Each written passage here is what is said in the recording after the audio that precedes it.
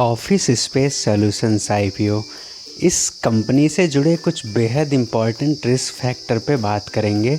तो ये चीज़ आपको जानना बेहद ज़रूरी क्यों हो जाता है।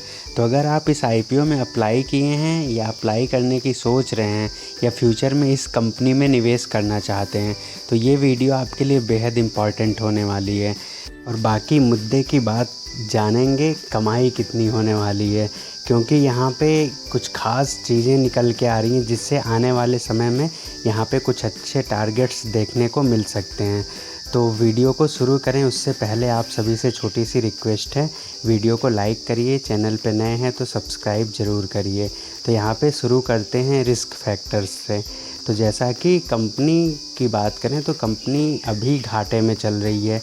ये बहुत ही बड़ी बात हो जाती है क्योंकि कंपनी आईपीओ भी ला रही है और उसी के साथ साथ कंपनी का ईपीएस भी घाटे में और नेटवर्थ पर रिटर्न भी जो है वो भी लॉस में है। तो कंपनी को अपने खर्चे जो हैं वो मैनेज करने के साथ साथ अभी मुनाफे में भी आना है। ये थोड़ा सा कंपनी के लिए बहुत बड़ी बात है। और उसी के साथ साथ कंपनी का जो कैश फ्लो है वो भी निगेटिव ही चल रहा है। और अगर कोई ग्लोबल इकोनॉमी या भारत में कोई स्लो डाउन होता है तो कंपनी के परफॉर्मेंस में बुरा इफ़ेक्ट पड़ता हुआ नज़र आएगा। ये चीज़ें आपको ध्यान में रखनी चाहिए। और कंपनी में अभी जो बिज़नेस है यहाँ पे काफ़ी कंपटीशन भी हो रहा है, तो जिससे कंपनी का फ्यूचर ग्रोथ है वो संशय में नज़र आता है। और कंपनी का ऐसा काम ही है कि इनको कैपिटल एक्सपेंडिचर के लिए बहुत ज़्यादा पैसों की रिक्वायरमेंट होती है। तो यहाँ पे अगर पैसे नहीं मिल पाते हैं किसी कारण से तो कंपनी का बिज़नेस ठप हो सकता है। तो ये चीज़ें जान के ही आप यहाँ पे निवेश करें। और उसी के साथ साथ यहाँ पे अगर हम बात करें कंपनी के काम की तो company mainly work space solutions provide करवाने के लिए जानी जाती है। और कंपनी मेनली स्टार्टअप के लिए, एसएमई के लिए और बड़े कॉरपोरेट एमएनसीज के लिए वर्क स्पेस अवेलेबल करवाती है। उसी के साथ साथ फ्लेक्सिबल डेस्क और कस्टमाइज्ड ऑफिस स्पेस भी कंपनी उपलब्ध करवाती है। कंपनी ऑल ओवर इंडिया में 16 शहरों में काम कर रही है और इसके पास लगभग 169 सेंटर हैं जो वर्किंग हैं बिल्कुल। और अगर हम बात करें इस आईपीओ के डेट्स की तो 22 मई को ये आईपीओ स्टार्ट हुआ है और आईपीओ 27 मई को क्लोज हो जाएगा। बेसिस ऑफ अलॉटमेंट 28 मई को आप देख सकते हैं। और अगर अलॉटमेंट नहीं मिलता है तो आपके रिफ़ंड 29 मई को आएंगे और आईपीओ की लिस्टिंग 30 मई को होती हुई नज़र आ सकती है। यहाँ पे जो सब्सक्रिप्शन निकल के आ रहा है वो ठीक ठाक निकल के आ रहा है।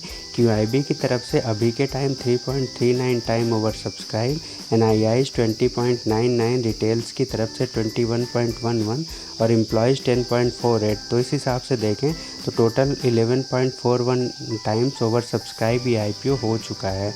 और अगर यहाँ पे बात करें कमाई कितनी होने वाली है तो अगर हम बात करें ग्रे मार्केट प्रीमियम की तो ग्रे मार्केट प्रीमियम काफ़ी मिला जुला रहा है, मतलब डाउनफॉल फिर बढ़त देखने को भी मिल रही है। तो जब ये आईपीओ स्टार्ट हुआ 16 को 80 का था, 17 को 75 और यहाँ पे 19 को ये बढ़ के 105 तक जा पहुँचा था। 20 को ग्रे मार्केट प्रीमियम 165 पहुँच गया, मतलब 105 से सीधा 165।